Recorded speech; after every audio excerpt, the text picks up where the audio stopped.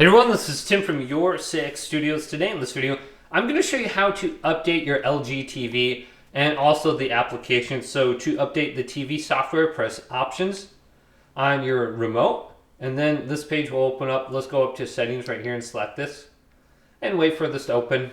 Now we want to go on down to Support and click this and then go to the right, and we can see software updates right here.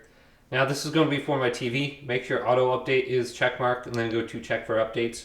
And it seems like I am good to go right here.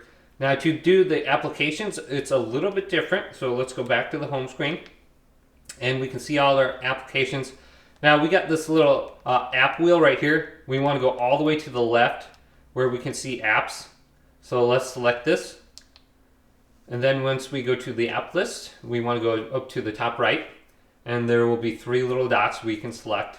And then we should be able to update our app. So let's go to this. And then go to app update right here, and if there is an update for any of our applications, we can check mark it. Then we got automatic system updates, and I believe we can go to this once more and go to manage apps, and I believe we can delete apps under here as well. So we can just delete them right here or launch it, and it'll make it very easy.